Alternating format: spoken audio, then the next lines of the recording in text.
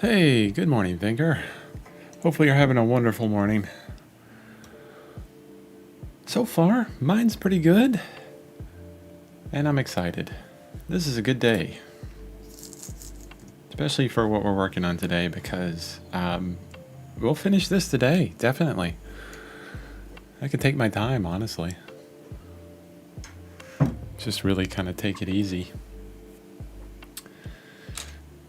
All we have left to do is this palm frond at the bottom. That's it.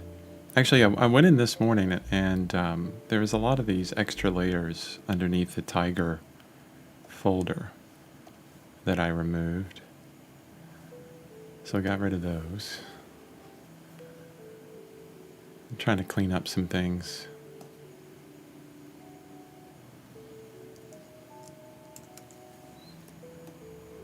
We still have our drawing layer on here. This is cool. I could still, well, in most of my other saves we have the drawing as well. So I can remove this whole thing too. This will make the file size a bit smaller. Our file size is huge. And there's nothing on some of these.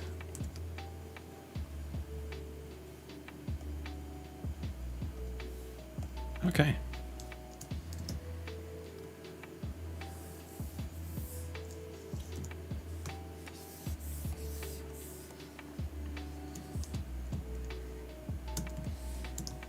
Okay, let's see what the palm frond needs first. Yeah, it just needs some more life to it. We added some life to it, looks pretty good, but it needs more. Let's look at, oh, not that one. I want to open up our reference for the jungle. I just want to look at that palm frond. It's this guy over here.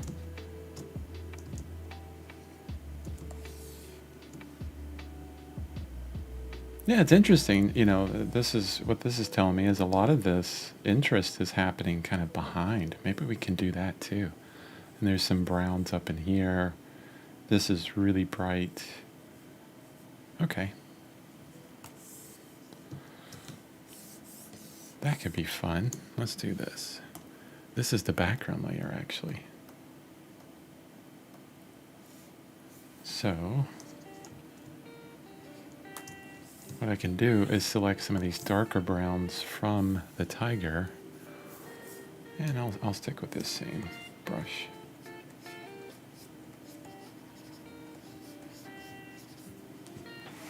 Maybe a little bit brighter, a little bit more intense.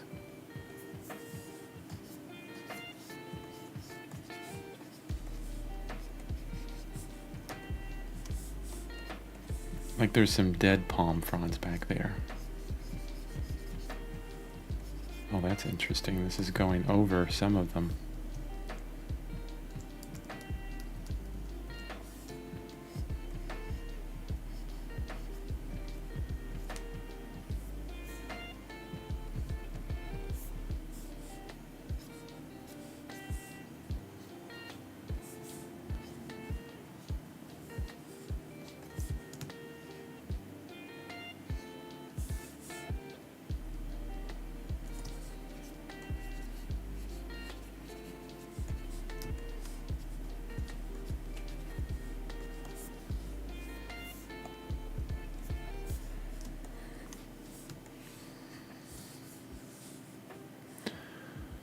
Yeah, I kind of feel like in a quiet mood this morning.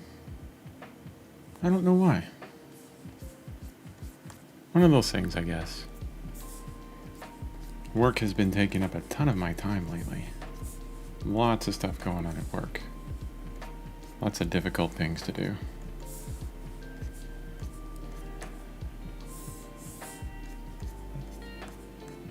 One thing I would love to do is create a video for artists, because I know a lot of artists out there are, wanting to be, a full-time artist,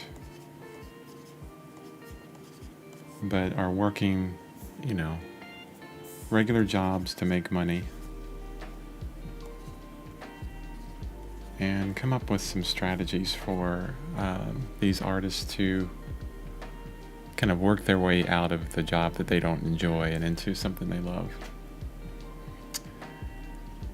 So Thinker says, I'm trying some of your non-toxic processes. I need to get the link to the Blick brush washer and spring holder. Also, I go to a painting class once a week. Is there a way to keep the brushes soaking while traveling to and from class? Ooh, that's a really good question.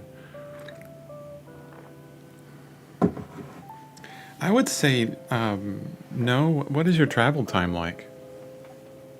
I ask because if it's like an hour or two at max, you'll be fine. Just wrap them in a plastic bag or something, and then start soaking them again when you get home. Okay, let's talk about that real quick. Here, because I got some cool suggestions for you. So the brush washer with, let's go to Blick Art. I have no idea. dickblick.com. Okay. So brush washer, and see if I can find it right away. This is the one I have. Now this is not good for traveling at all. This is huge. Not only that, it's massive, but the top, it is kind of, it just lays on top. It doesn't seal at all. So this is only for your studio, just to sit there. And it takes a lot of safflower oil. So you would have to buy like that gallon of safflower oil that I bought. It's really cheap on Amazon, and heck, it's gonna last for a long time, as long as you don't get it too dirty. But I don't clean my brushes in here. I just keep them soaking in there. Actually, they've been soaking for weeks and weeks now, and they're doing fine. This is, no, it's not that one. Not this one. Definitely not. See, I have two brush washers. And yeah, don't get that one either. Oh my goodness, I can't believe they don't have, let me see, airtight.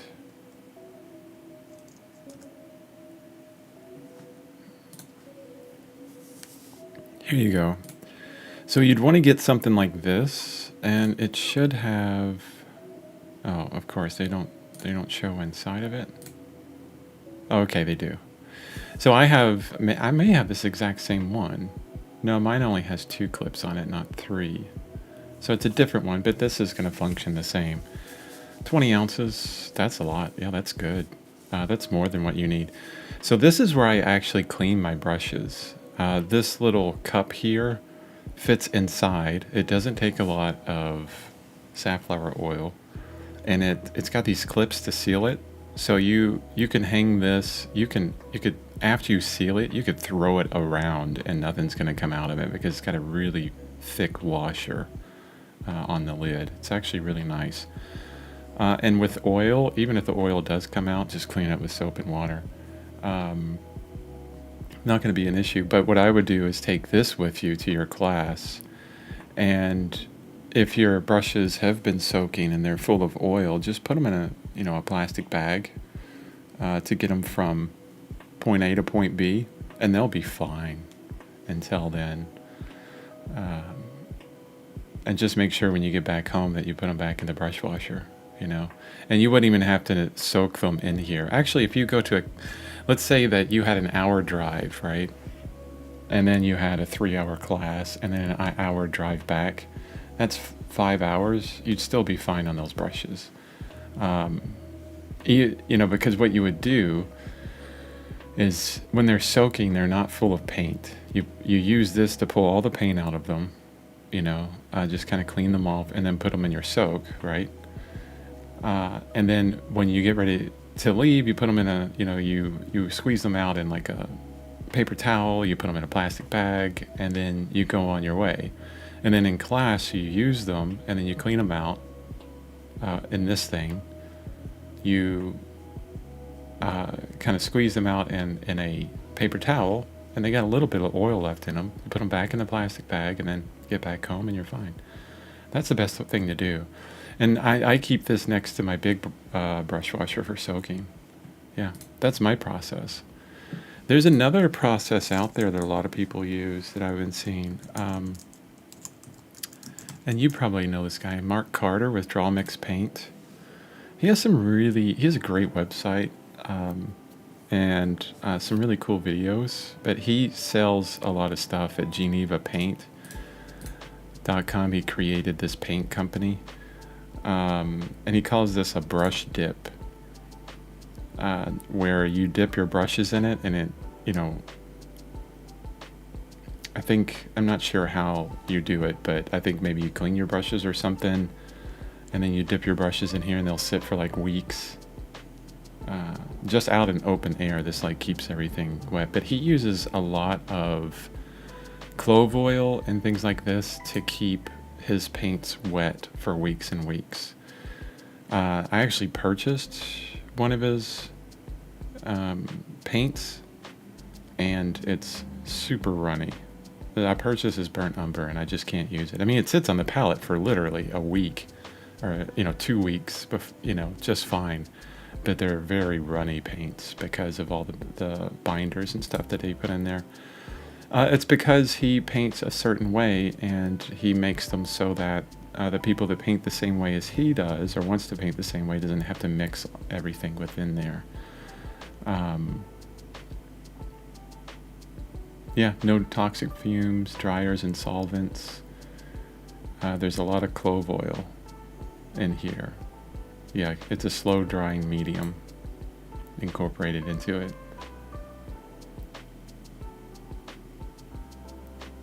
How frequently do you change the oil in your cleaning brush water? 6 months, maybe? If that. Yeah, probably 6 months. Literally, it will look gross. It'll look like this grayish green color. And you think, there's no way this is going to clean my brushes. But it does. Because there's that little pan that's there. It allows a lot of the sediment to drop below it. And the water at the top isn't perfectly clean, which you don't need.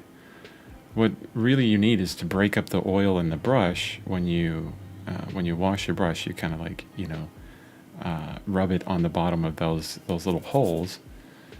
And then you pull out the rest of the oil in your paper towel, and you get literally 95% of all the oil out of your brush. The next thing that I've been dealing with people that like comments and things from my non-toxic oil painting video is people feel that they need to have a brush that's 100% clean, like no little tiny speck of oil in it whatsoever, before they can actually dip it into another pile of paint.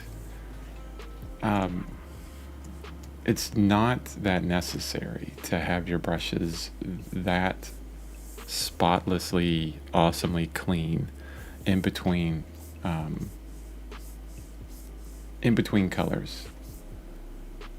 It really doesn't adjust the colors that much. The only time that you would see something like that is if you're going from a color that is extreme white to extreme black.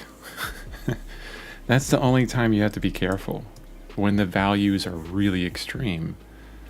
I think there's this fear of muddy color all the time. Like, oh, but my colors are going to be muddy. No, not really. If just understanding color really is the best thing you can do to really keep your colors from being muddy. Like literally on those. So I have 2 tutorials up on my Gumroad. One for painting the eye, one for painting the noses. And I follow the same processes. And I can achieve super intense paint colors. Or super gray pretty easily. I can muddy my colors if I want or not. And I just use two brushes. It's like a light brush and a dark brush. There's many artists out there that I've seen, and they'll have like 8 to 10 brushes going at a time. They're painting a landscape, and they'll have one for the cloud color, one for the sky color, one for the foreground grass, one for the foreground tree, one for the foreground tree bark. And you can do that. I mean, that will keep your colors separated, but you're changing brushes a lot. I don't like that method. I think it's not efficient, honestly. Thanks for your help. I will have to leave the stream by 7:40 today. An appointment I can't miss. Oh no, that's cool. So it's 7:20 for you right now, 7:18. No worries. We'll probably be done by then. A short stream. Sounds good.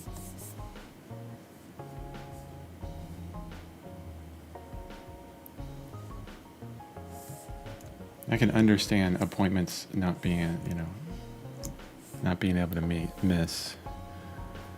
I'm only 47 years old, but I've been in and out of the hospital way too much these past few years. Not that I'm saying you're having a hospital appointment, but I'll tell you what, if you kidney transplant, kidney disease, that will get you in and out of the hospital a lot.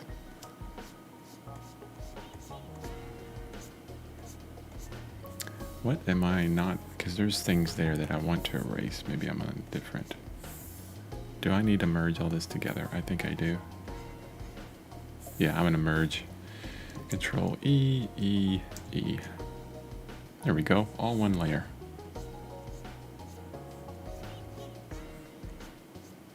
I'm going to sharpen up these palm fronds here. And then I'm going to blur them. Because for some reason, I feel like I want a controlled blur on these. Not sure why. I mean, maybe I'm like over controlling right now.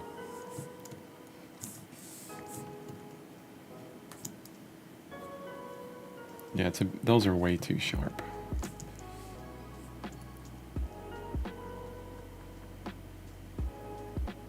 And I'm trying to think. I think that's enough color and life. Maybe a little bit more around in here. Let's see. Let's say we pick out this value, and let's go directly opposite of it. Same value, same saturation level, but completely different hue.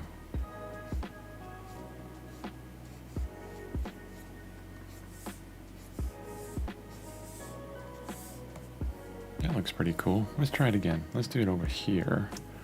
But let's just go a little bit over into these oranges and see what we get.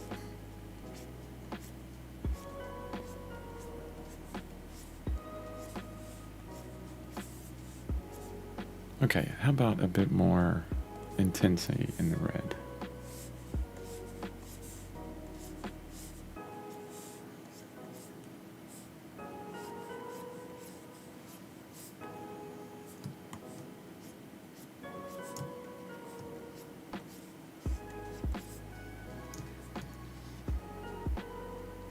Yeah, that's pretty cool. Like that. What I might do is I'm going to go ahead and switch to this smudge brush that I'm liking a lot. Thank you, David Ravoy.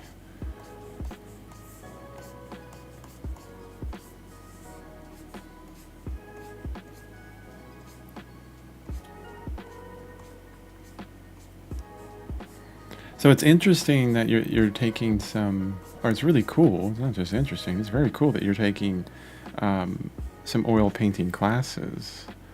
What are you struggling with right now? What's the or what are you having fun with? Tell me about it. Sorry, I know you got to type a lot.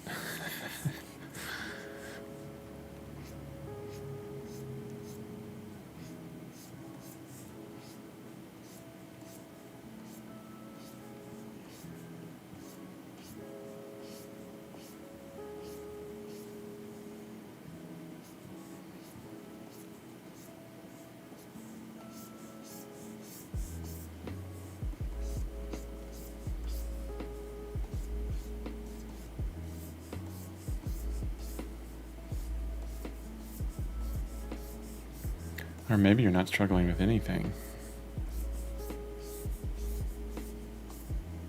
And yeah, that's if you want to share.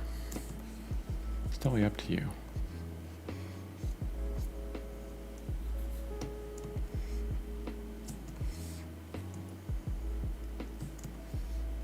I'm going to darken these up actually. So these ends are going to get a lot darker.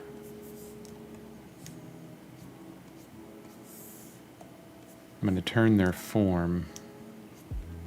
Oof. Why did it go so dark so quickly?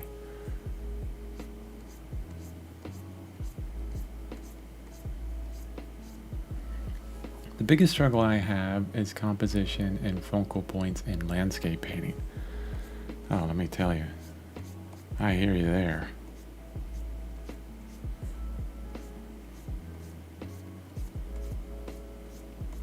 Focal points in landscape painting.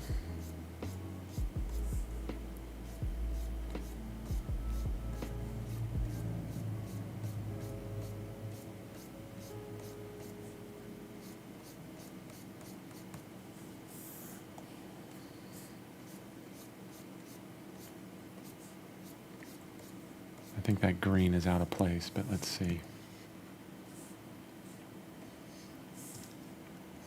Don't worry, I'm going to respond to that in just a moment. I just want to...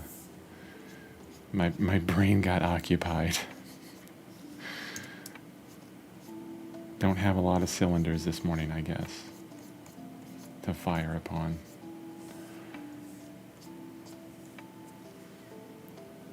The delay from the time I send a chat to the time you see it is frustrating. Yeah, I wish I could change that. I wonder if I can. Stream settings.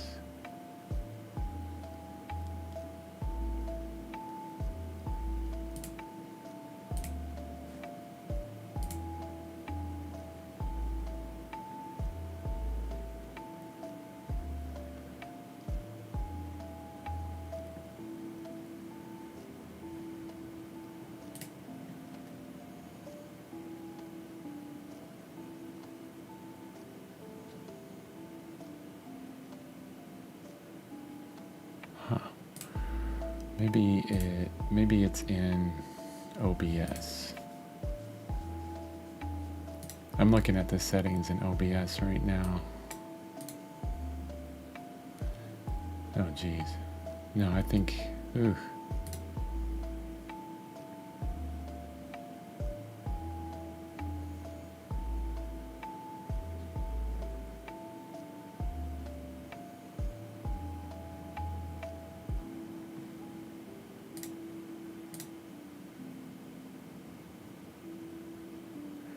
I'm also not the best or quickest at typing.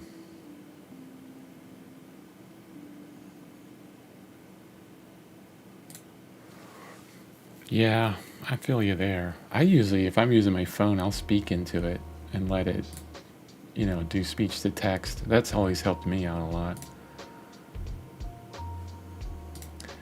I'd have to look into how to change that within OBS. I think that's where I would change it. I don't think I've changed it in YouTube because I'm using streaming software.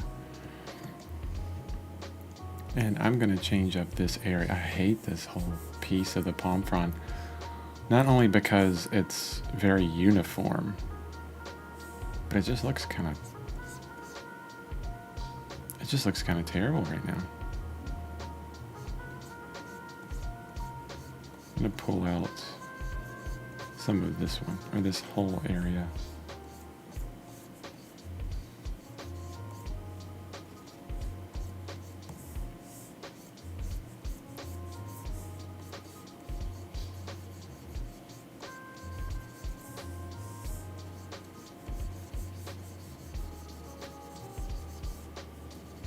Honestly, I think less of that palm frond would be better anyways. Yeah, much better.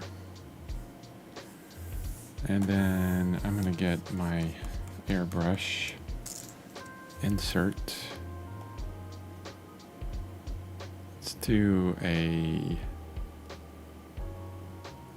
overlay.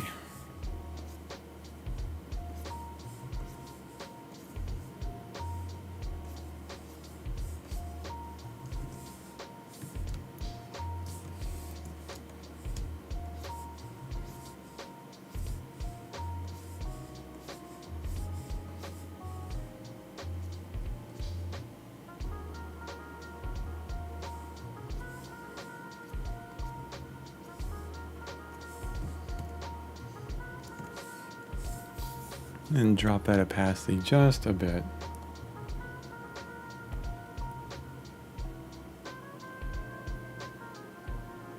Yeah.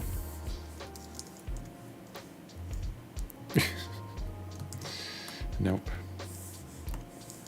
2.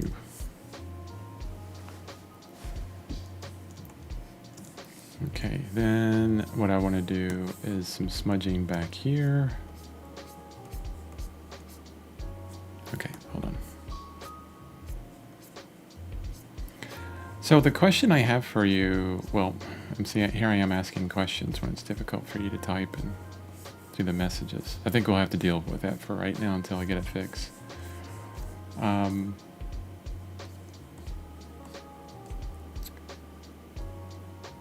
Actually, I can kind of think about it myself in a certain way, and you can tell me if I'm right or wrong.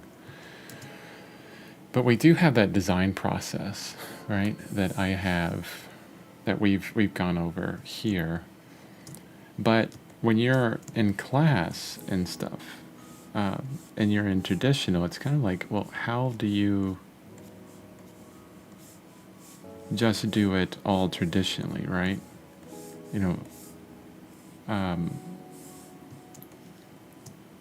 Actually, I'm gonna back that up.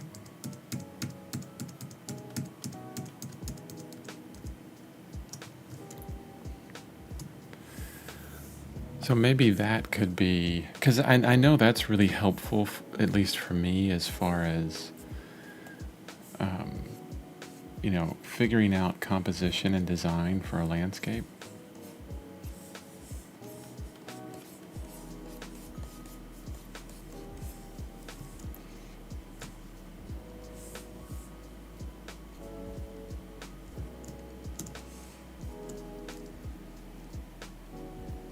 I think we're done.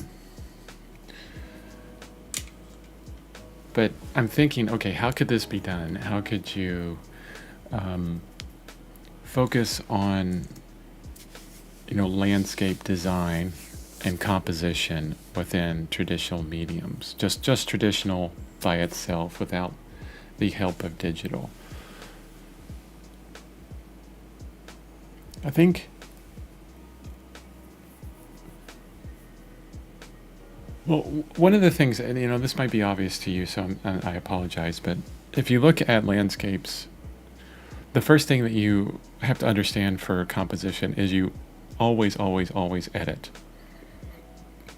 Move things around, change things up, completely delete trees, move clouds the way you want them. The great thing about landscape painting is that it's so malleable in that way. You can use things as you see them in other parts of the landscape, and then make changes from there. So I'm working on, this is going to be my next landscape painting. Let me tab into it so I can show you the full thing. So this is the design process I'm working up, and this is part of the downloads, remember. If you want to get the downloads, they're in my Gumroad. See the link in the description. But what I've been looking at all these other images that other photographers have taken for landscapes, and I forgot what I live in this beautiful country, right? So this is Mount Rainier right here, and this is me taking this photo with a phone. I did one of those panoramic shots. I mean, what's funny about this is you look at this, and I'm looking at it on a big screen. Maybe you're seeing it on a smaller screen. But this could be blown up like, the size of my wall, but it still wouldn't be as epic as, when you're out there just looking at it. So what I've done is I've taken what I've wanted from this, and I started, from an image. And this is where I started, number 1 here. And then began editing from then on. Actually, this is my wife and mother-in-law right there. The hills are alive and the sound of music, right? Look at all the flowers and stuff. Uh, so funny. And I began editing, throughout the whole thing. And the consistent edits, I think that's what will get you to, a focal point. And the constant reminder of POV, perspective lines, symbols, rule of thirds, exit lines, all kinds of stuff. But a lot of times just more of the most simple things. Uh, but I think even before then, before we get to this, it's more about the writing that you do, where you align around what you want to be your focal point, right? It's kind of like I wish I could say that it comes out of my head first, but it's kind of like an amalgamation of two. Like I'll see this photograph that I took, right? Um, or image I took from my phone, and then I would say, what would be kind of cool is if a person hiking and looking off in the distance. So the focal point would be kind of in two places. It's going to be the person looking off into the distance and the mountain in some way. And I knew right away that this wasn't going to work. So here's the trail on this side. And then the mountain's kind of like right on top of it. So I'm thinking rule of thirds. I want the mountain over to the right on a third. I want the mountain a little bit taller. So I did edit the mountain. Like Mount Rainier doesn't look like what I actually put down there. And just began editing. And this is the person here. Is this at 100%? No, there it is. This is the person here that I want to be the primary focal point. And what I'm looking at, mainly value. It's like, oh, this is way too dark. There's no atmospheric perspective. This is all in the foreground. Let me lighten it up. Still not working. I'll lighten it up even more. So it's even lighter back there. And then, after number 3, when I feel like, oh, okay, now I get some value where I want it, then I'm doing some real big edits. Like, what if this was a huge cliff? So I just kind of threw in this big cliff thing. And I didn't really like that. So I pulled that one out. And then I still have my person, and what if the trees kind of take on that idea of stopping the eye? It's all about, in a lot of instances, just keeping the viewer's eye locked into one place first, and then moving up this way. So that idea. So I'm boxing things in, and then I move down here. The difference from this one to this one was I pulled in the image and did an overlay, like right away. So you can see that a lot of this is coming directly from the image, because I really wanted to see these value constraints and all that. And then I began editing on the image. So there's all these little details from the mountain. And then I got rid of the clouds. The clouds were, it was too busy. There was too much. I wanted more quiet, right? Thinking in kind of music and volume and sounds will help you determine, where you need to go as well. If you want it quiet, you're not going to have a lot of busy stuff everywhere. It's not quiet. It's busy. It's chaotic. And the sky is too bright here. This is actually the real sky in that image. So I darkened up the sky, added this larger tree on the left to help box in this figure.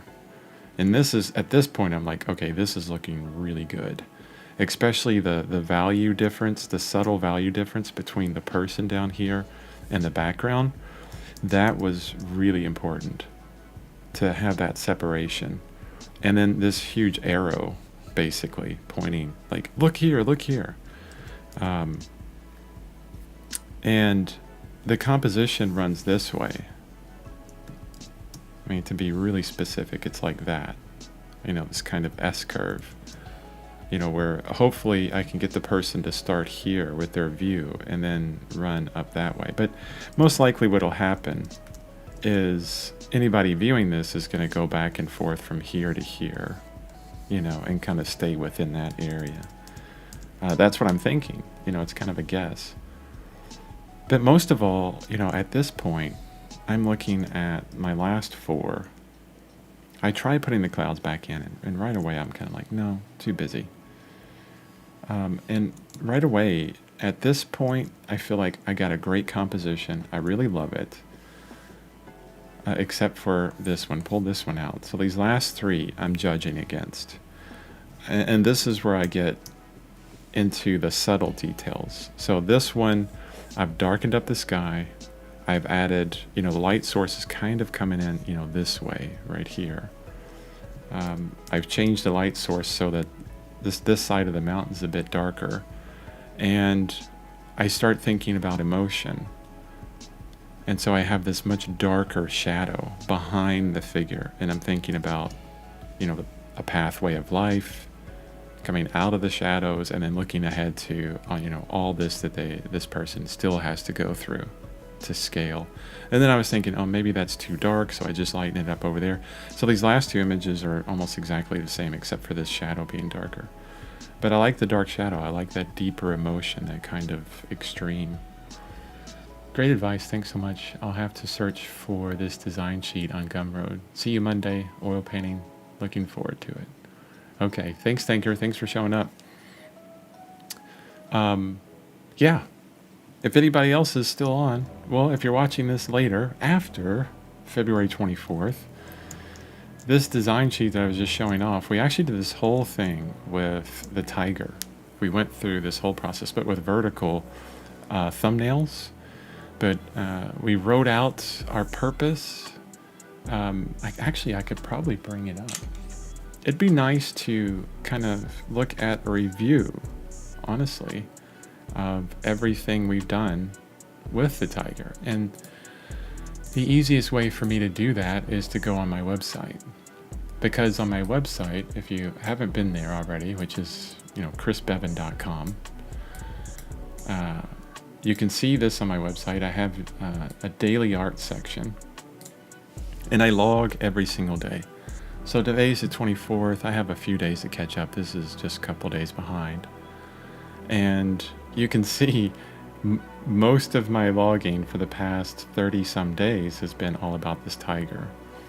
And then some tutorials that I have up. This eye tutorials on Gumroad, the nose tutorials on Gumroad, all of the days of this live stream is all on Gumroad. And here's the tiger composition.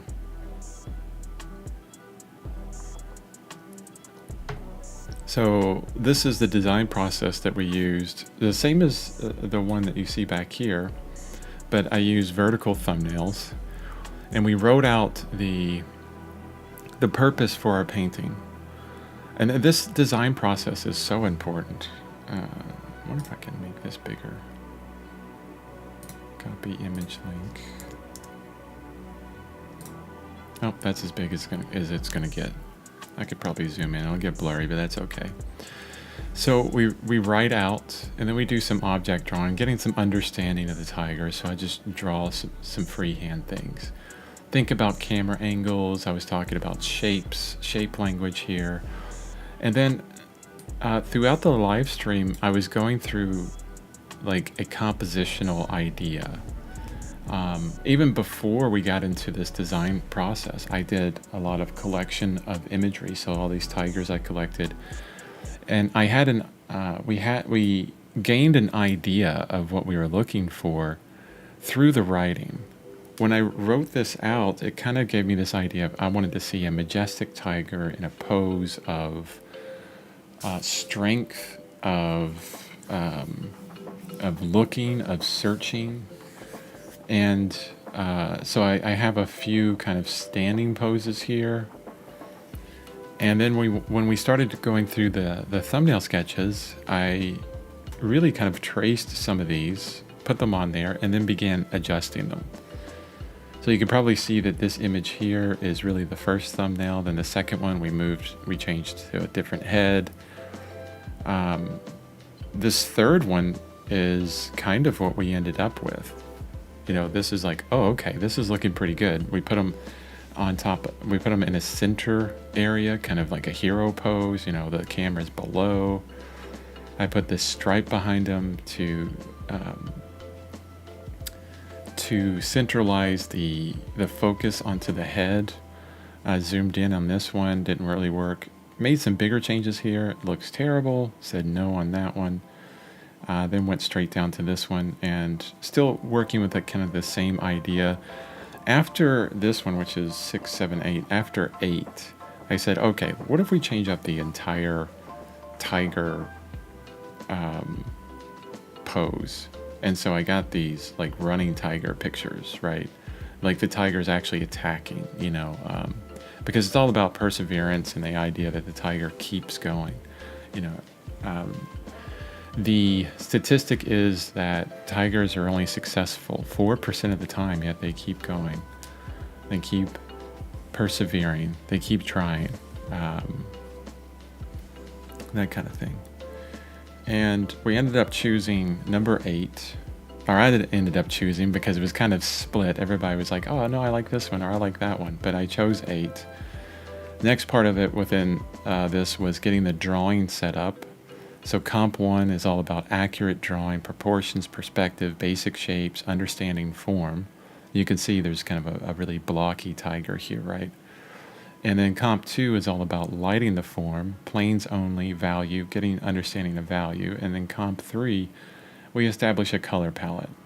We get some idea of color, some background elements. Well, the background elements are established in the drawing, but then we figure out color within that. And it was this exact image. Actually, I think we pulled the black and white image, or one of these, that we pulled into the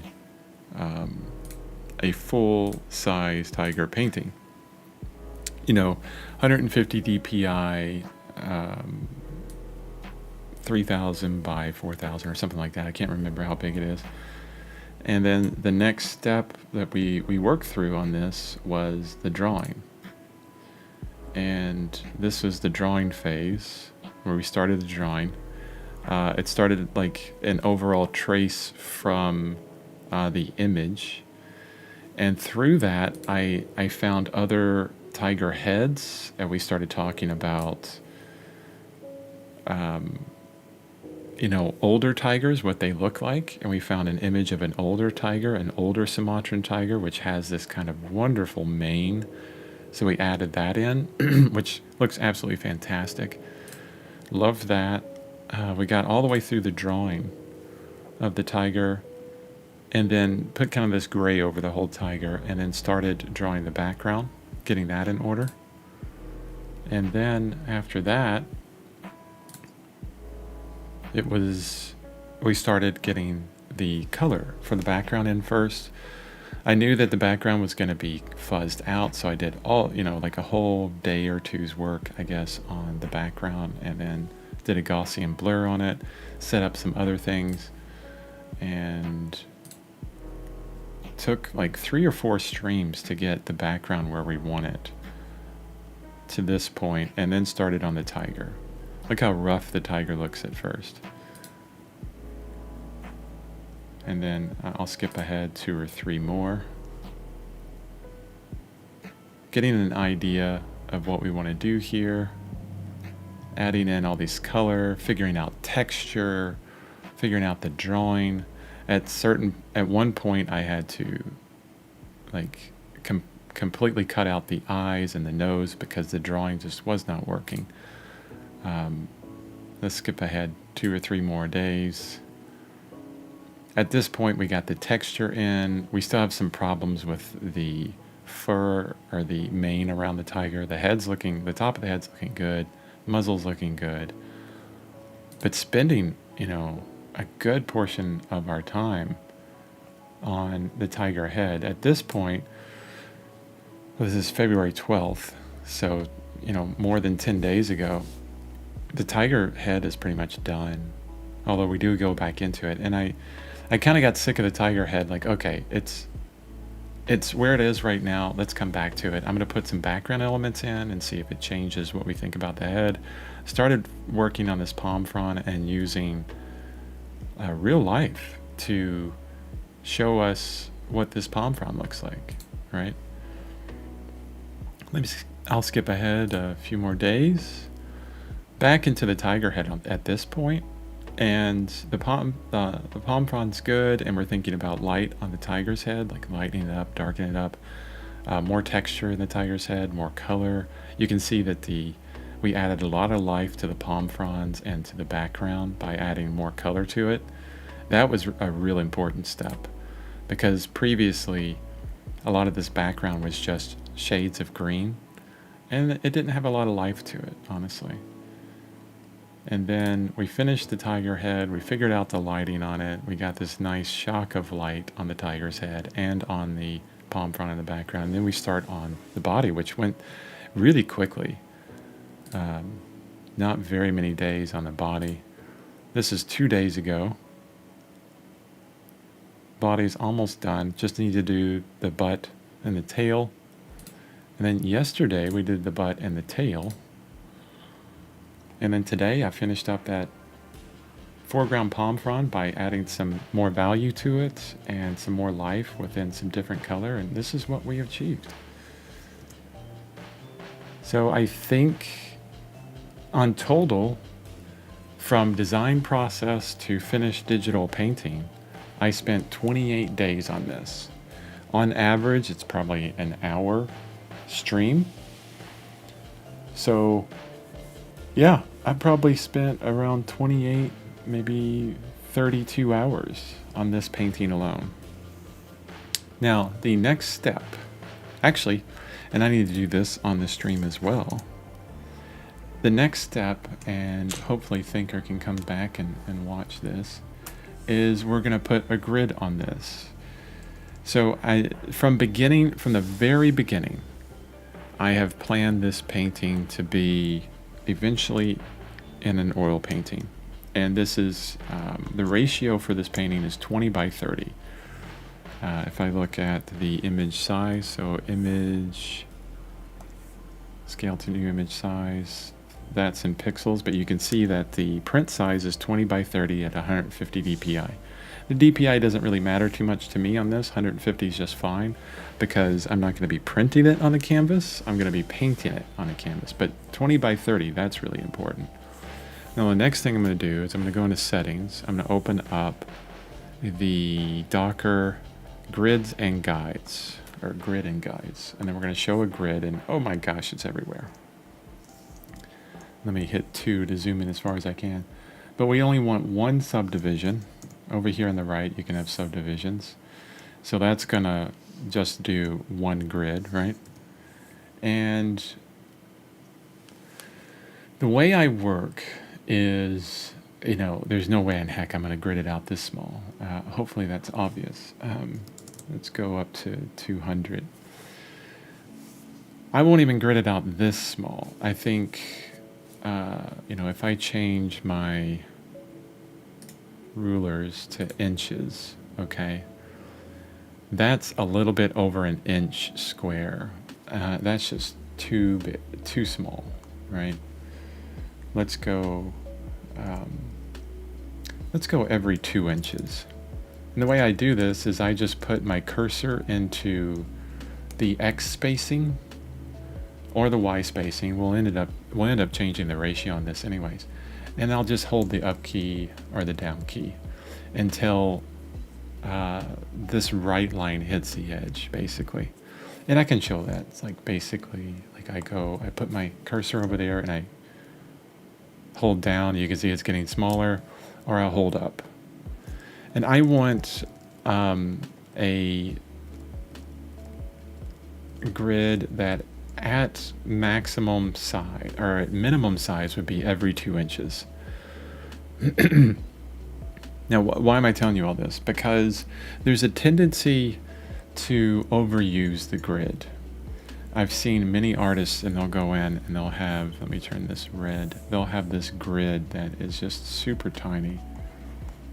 Like it's 1/2 inch by 1/2 inch, because,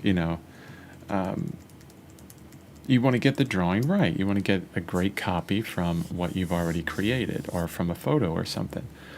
The problem with that is it can really hinder your ability to increase your accuracy with drawing because you're leaning too heavily on a grid. So the more you do this, the challenge is to start moving away from the grid. So if you're not very confident in your drawing, what you can do is you could start out with an inch, inch squares. This is going to be a lot of lines to draw on a 20 by 30 canvas though. That's a ton of lines. But you can start there, okay? And that would help you out. But after you do like 3 or 4 paintings like this, you get better at drawing. Always increase. Always start getting out of your comfort zone. And so that's at 300, which makes sense. 300 pixels per inch. Oops, no, I didn't want to do that. 300. What I want to do is zoom in. So at 2 inches, you can kind of look at the head of the tiger. And this is what I look at as far as sizing and things like this. If I have a grid on my canvas and I see that, the eye is this big, okay, that's probably 1 inch square, maybe a little bit less because this is 1 inch here, and that should be perfectly fine for me to be able to get in here and get a really accurate drawing. I could probably go to 3 inch squares, honestly. Let's see. My math is so bad, I don't even know what that is. 3 inch squares. That wouldn't even work out at 20. So we'd have to divide 20 into, 4 inch squares would be the next easiest piece of math, right? And I think that would be way too large. We can do it like this, like how many squares across? So 1, 2, 3, so 6 squares across, which is like 3 1/4. That equals out 20, yeah. And then let's go 7 across.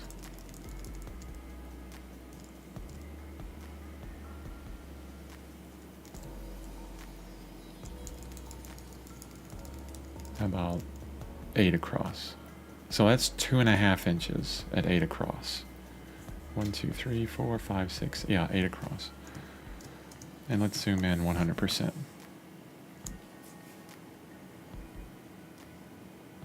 Yeah, that's actually not too bad.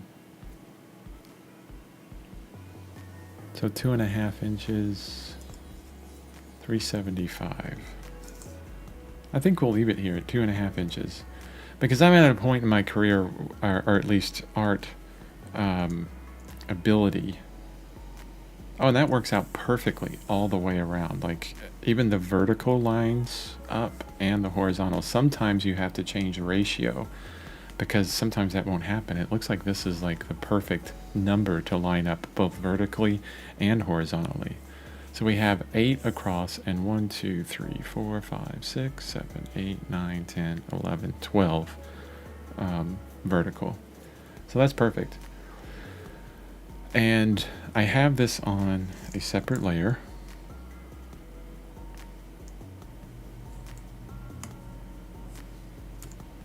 Which has a mark on it that I'm trying. There it goes. Okay, it went away. I have this on a separate layer. And within tool options, you can snap to assistant, but I don't think you can snap to grid. There we go, snap to grid. Let's see if this snaps to the grid. No, it doesn't. So what you can do is we have a hotkey, Shift B, to get to the line tool. And it's not too hard to just put your cursor really close to that line, and now it'll snap to that line. Just draw a vertical, and now we're going to have a red line there. So basically we're drawing on a separate layer this grid of red lines. This is preparing for the oil painting. when I'm oil painting, I'm going to be looking at the digital image on my monitor. And I'll have it zoomed in or zoomed out. I'll have it on certain parts of the canvas or the image that I'm working on at any point while I'm working. Whatever I need to see.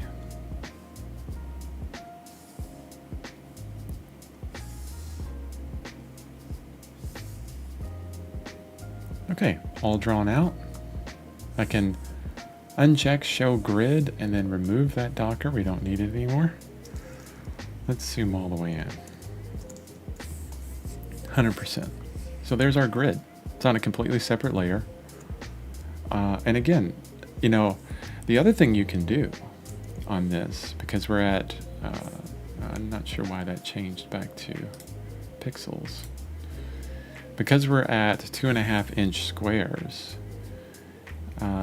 in certain places of your painting, if you feel like, oh man, I really need more control, you can always come in here and do like a division, right? So if you really want to get the head of the tiger correct, and I'm just kind of guessing this right now, you know, the halfway points between each of these. Holding shift on this line tool to make sure it's straight. And you can grid out a bit smaller. So that's like 1 1/4 inch squares. But I really don't need that, so I'm not going to do that. But that's always a possibility if you want to get closer in that aspect.